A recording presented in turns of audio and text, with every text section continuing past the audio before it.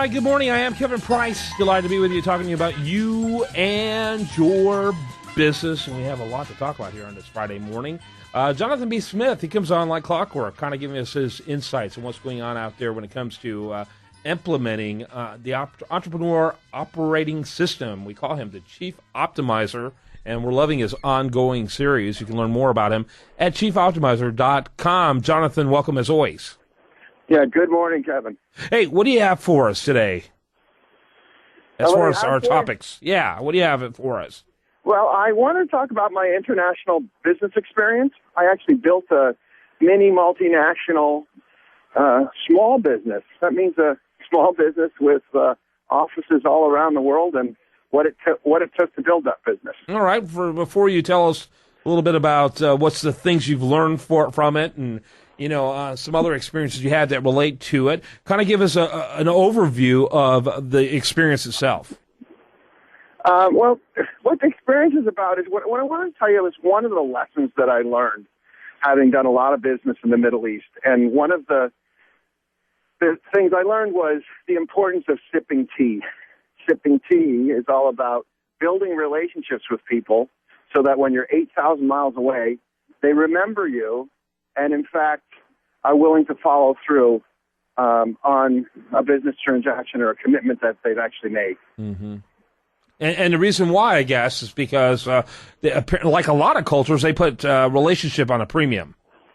Yeah, interestingly, 95% of the conversation or meeting, it tends to be about personal issues, family, health,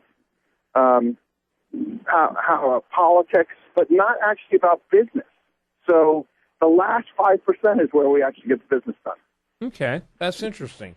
And so, and that's something that I hear from a lot of different cultures. Asian culture can be similar to that as well.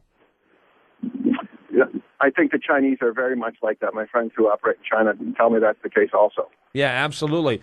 You mentioned to me this before, but, do you have a favorite book related to this?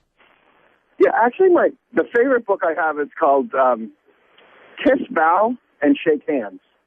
So depending on what country I'm going to, that's actually a book with 6 or 7 pages per country or area, and it'll actually tell you the customs, procedures, and way business is actually done. And I find it really helpful, and it's interesting when you go there to whatever country you're going and actually see the culture in real time and say, oh, I actually read about that before I got here. Yeah, and be careful of sign language in any culture. Your victory signal could be obscene depending on what part of the planet you're on. That's true for sure. Yeah, absolutely. And so a lot of it has to do with learning how to be indigenous to wherever you're going to. When in Rome, do what the Romans do. Exactly, and I try to use their analogies and as much of their language as I understand and can use appropriately, as people really appreciate that. Well, since, Italy has a lot of its roots in Latin culture, can you use Pig Latin to navigate through Italy? You have?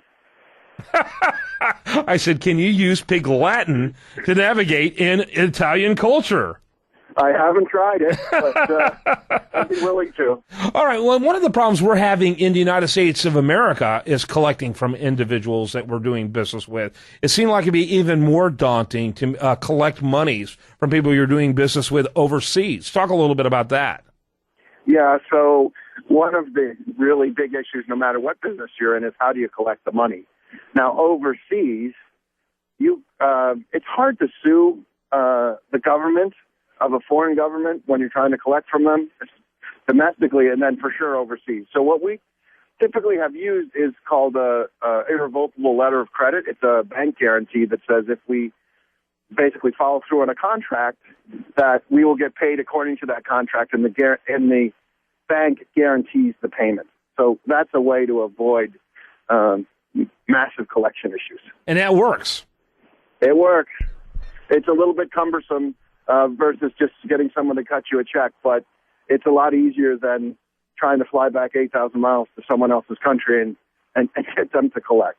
Yeah, just to try to muscle them.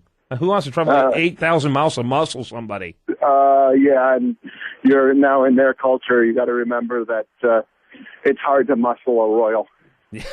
Yeah, this is true. This is true. So are you still doing much business internationally? I still do some business internationally, and often get calls from friends who I've sipped tea with over the last 25 years who need something domestically or something in their country. Yeah. So. Very cool, very cool. And always enjoy having you on. We call him the Chief Optimizer.